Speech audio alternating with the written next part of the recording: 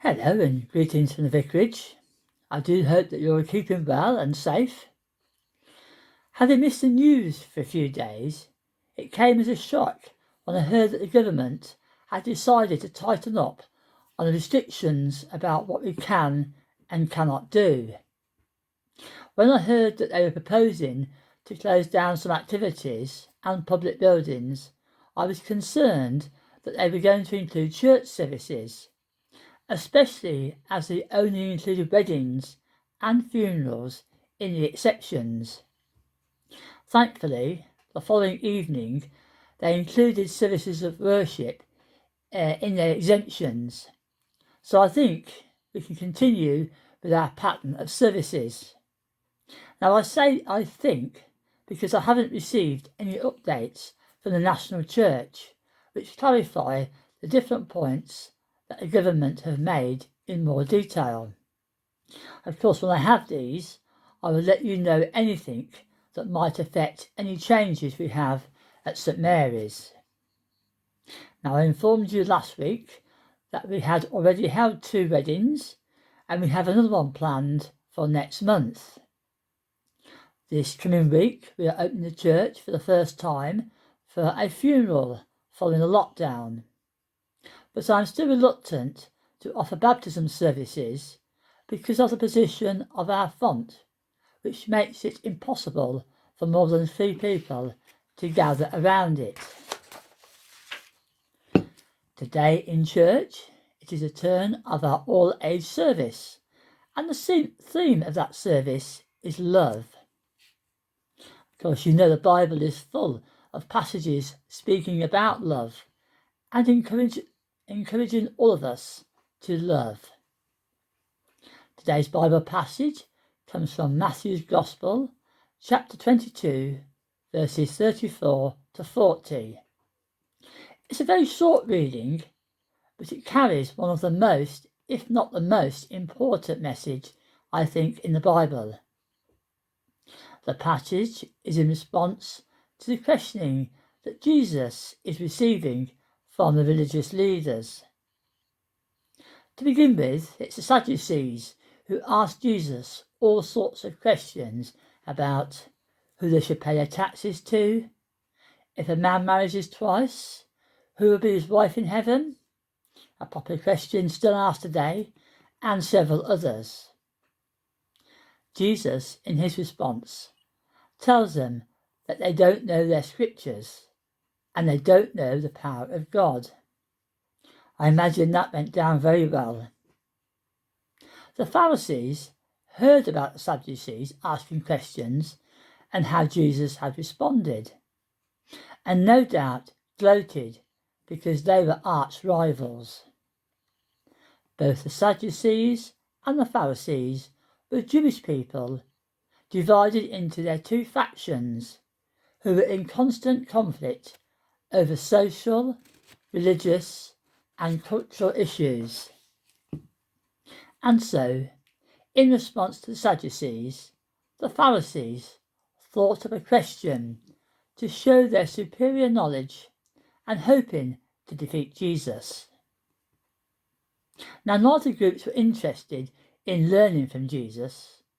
They had established their own thoughts and beliefs, which were obviously in opposition to each other, and also believing that the others were totally wrong.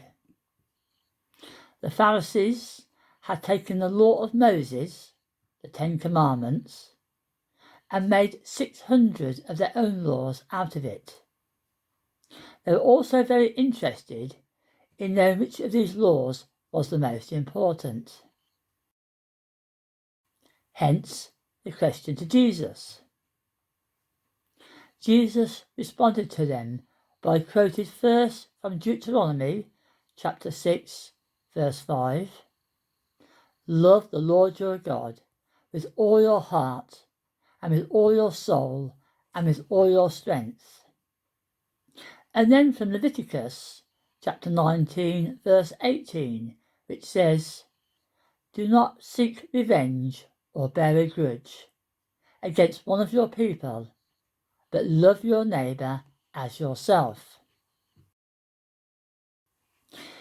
In those two short sentences, Jesus spells out for all of us what it is to be a Christian. Because if you follow and adhere to those two commandments, then you will also have fulfilled all of the commandments, because they summarise the 10 Commandments and the Old Testament law. I think it's quite refreshing not to have to think about all 10 Commandments, but just to focus on these two, and then if you keep them, you are then keeping all of the commandments.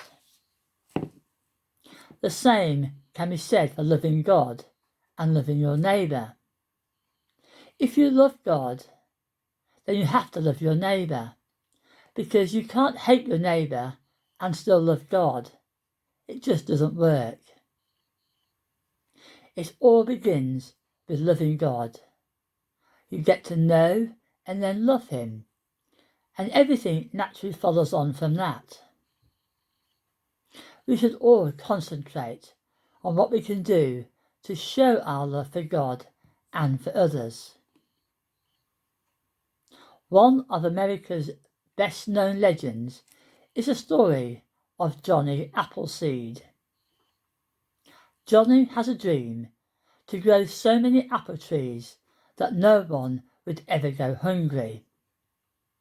As a young man, he begins to travel across America, always carrying a leather bag full of apple seeds that he has collected free from the cider mills after the apples have been crushed to make the juice.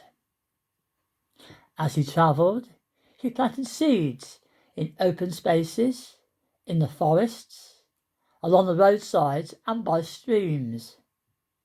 Year after year, he returned to tend to the trees, and when they were big enough, he sold them or gave them to the villagers. He wanted every villager to plant an apple tree. As people began to know him, they looked forward to his visits, and no door was ever closed to him. He was a news carrier, a friend, and he was the Appleseed Man. He lived very humbly, eating the food he found along the wayside, not worrying about clothes or shoes, but he always carried his favourite book, the Bible. He told the people that he met wonderful stories in the Bible, and particularly about God's generosity and God's love. Jesus makes faith sound beautifully simple. It all comes down to love. The most important thing of all is to love God completely and to love the other people as we love ourselves.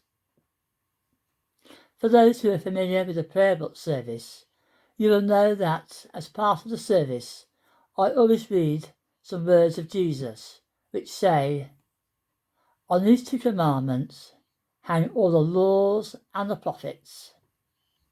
In other words, everything God requires of us to do is about love.